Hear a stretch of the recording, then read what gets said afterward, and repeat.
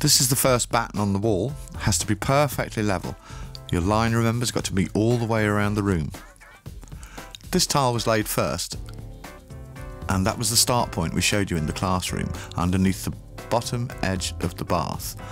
This tile here will have an inch or so cut off the thickness of the bath. We've tiled this wall so that we can show you the full effect of the progressing bond. Remember, each tile is a quarter offset on the row above. With these cuts, imagine that it's a whole tile, and the off-cut piece is the next piece of tile, though it be in the recess of the shower pocket. So this piece is a half and this is a quarter. Professional tilers lay every tile to the face of the level, and when you put your 2 metres spirit level across the face of your tiles in either direction, there shouldn't be any light underneath it. How do we do that? Well, as we've gone on each row, we've levelled each tile vertically, horizontally and even diagonally with the spirit level to check that all our tiles are laid perfectly in the same plane. Mixing your adhesive. You want about 3 inches of water in your bucket. Take the ear of your bag, rip it straight off upwards. Get a hold of your bag and hold between the knees. It'll help you to pour and stop it ending up all over the floor.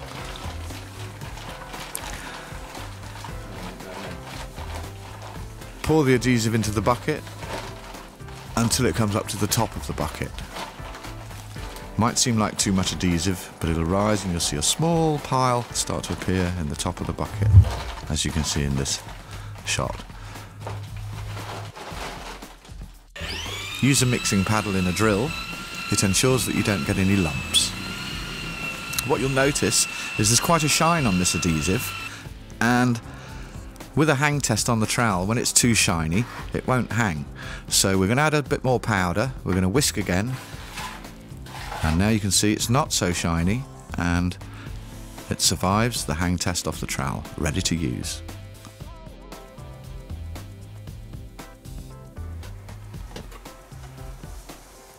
I'm bringing up this reveal first because we're going to put it in line, exactly in line with the other wall, the completed large wall that we showed you for example.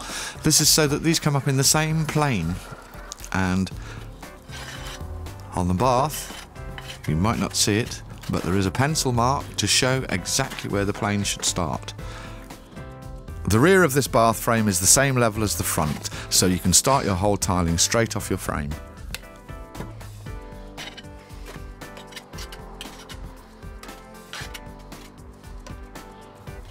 We're bringing these tiles up first so that the small cuts are held in by the big hole tiles.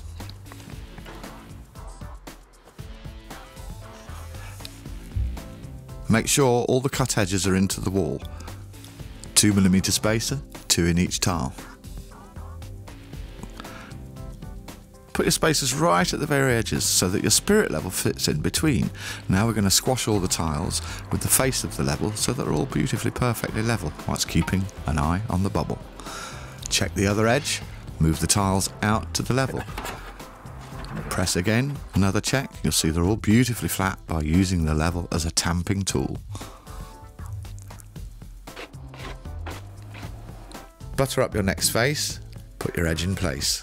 We always use metal edges because they're much more hard wearing than plastic ones.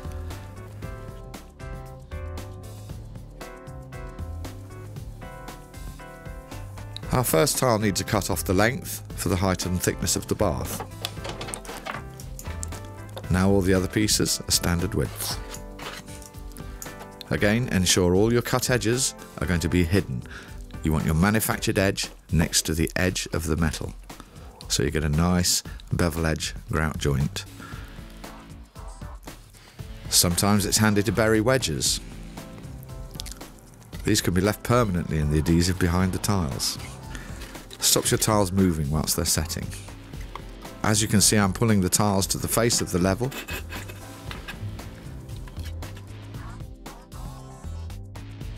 Don't forget to sponge your work up as you go, every joint nice and clean, otherwise you'll really notice the colour difference between grout and adhesive. As you can see, both these faces are in the same plane, thanks to that little pencil mark projected across the bath.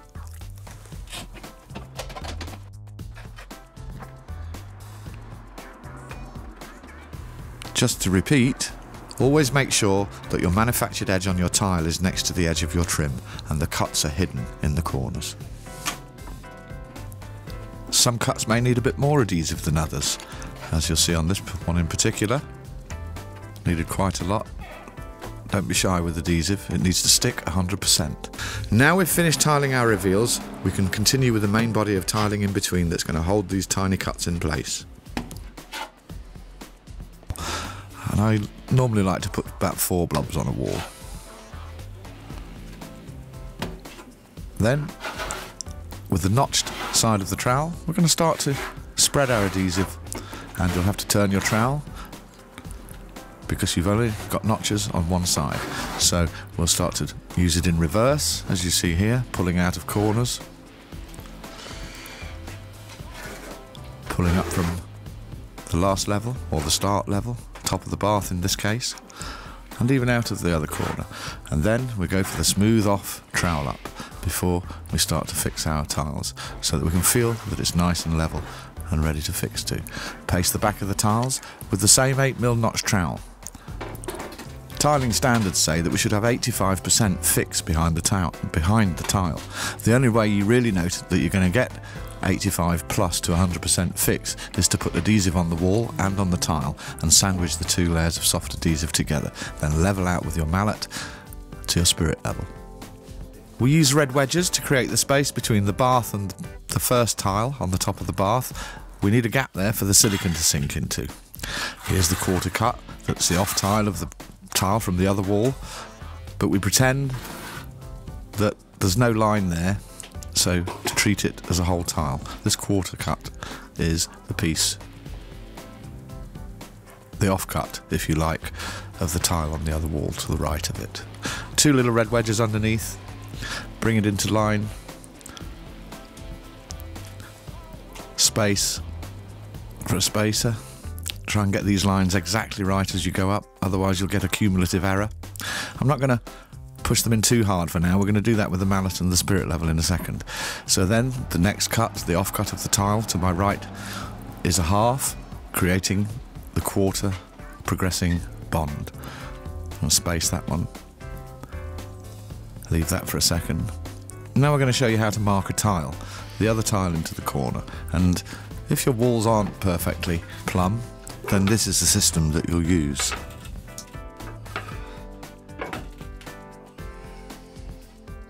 Here we need 3 manufactured edges to meet the other manufactured edges on the other tiles. You don't want to cut next to a manufactured edge ever. So how do we do that? Well, we're going to turn the tile over, like so. Now that spacer on the other wall, if we put the edge of our tile onto that spacer on the left top left, then we'll get a perfect mark with a 2mm grout gap to the left and to the next tile underneath. So you need 4mm off the tight length, 2mm grout gap either side, albeit one of these grout gaps is for silicone, the one on the left.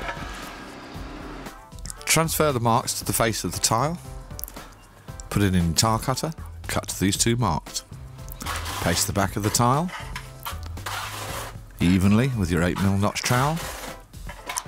Put it in place. We start to take a general eyed level, if you like, before you put the mallet and spirit level on.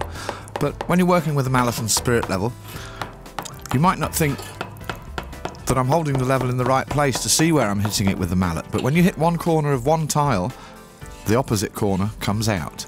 So use your spirit level on your mallet and listen to the mallet and the level and look to see that the faces of the tiles are perfectly the same. If you need the tile to come out to the level, you'll have to knock the opposite corner, which is what I'm doing here.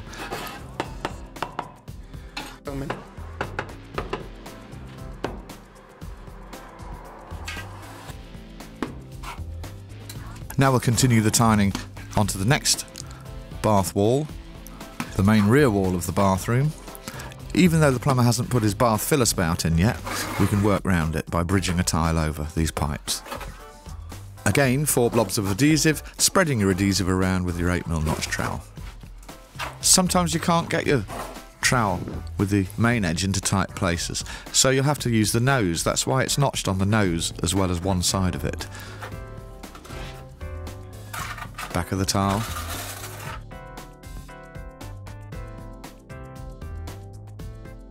So again, that bath frame came in very handy supporting the bath, because we can put this whole tile straight onto the top of the frame, which is the same as the level at the front of the bath to the underside edge, because we're having a tiled bath panel.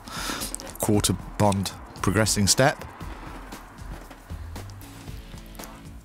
Wipe out that channel. We don't want any adhesive setting in there. Wipe the faces of your tiles before you set your spacers. It's actually easier. Here we're bridging across. Now how are we doing this? Well, we've got an offcut of tile you'll see in the middle with two spacers, spacing this tile correctly, waiting for the last tile to be cut after the plumber's finished putting his bath filler spout in. So we're working around that and getting a nice level above. Just have to put that spacer back in now.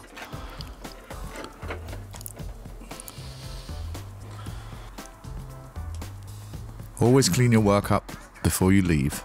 It'll be rock hard the next day and it'll spoil your grouting. Don't spoil a beautiful tiling job for messy adhesive joints. We don't want to see adhesive in joints, only grout, so they must be perfectly clean. Here's a tip: wipe out the joint on the line below where you finished off the day before.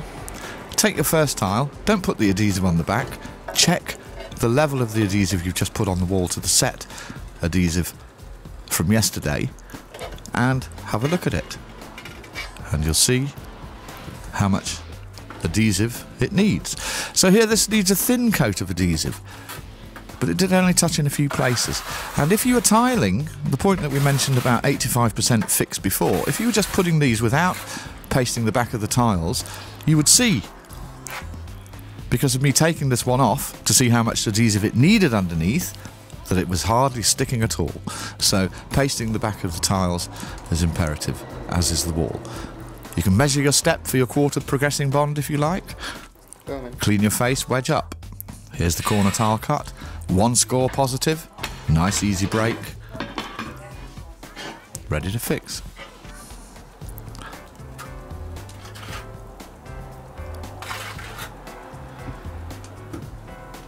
This one needed a bit more adhesive. You'll get to judge it as you go. Or so I thought, but now you'll see a couple of little tips for getting out of a problem. So I actually put too much adhesive on this tile and, well, started to try and mallet it into place, but it had far too much adhesive behind it to mallet out. So, gauging trowel, which is the best for mixing your adhesive in your bucket because it's got a round nose. Flip the tile off the wall, take some of the adhesive off because we had too much on. Slap it back into place, and let's have a look with the mallet and the level. Mallet again back into face of the tiles adjacent and below, and when you're malleting you'll notice this squidge of adhesive come out from under the tiles. That tells you, if you've got that all the way around, that you've got 100% fixed. That tile is never coming off the wall. There is no moisture ever getting behind that tile, and that's the purpose. Here I'm using a system of jiggling the tile up and then slicing the background of adhesive, as you'll see, between the two grout joints, and it takes a slice off to put it truly into level to the other tile faces. So a mix of those two techniques to get your tiles perfectly level. Another last check with the spirit level. If I'd let this tile go, that's perfect, it would have caused a cumulative error to the tiles above. Another little tip, your red wedges are really great for taking adhesive out of the joints and cleaning up. It's the perfect tool, so use them for this, like so. Twist the wedge so that it touches both surfaces, both edges at once, and you'll take all that adhesive out to a depth that the grout needs to go. And don't forget, sponge this up, because any little tiny smidges of dried adhesive will show in your grout. the amazing new Studhawk Saw Guide set. There are 2 Studhawks in the pack. The Studhawk 90 makes cutting square simple, and those difficult miters, the Studhawk 45 makes them a piece of cake. The Studhawk helps keep your fingers safe and save time squaring a line. Get your Studhawk Saw Guide set today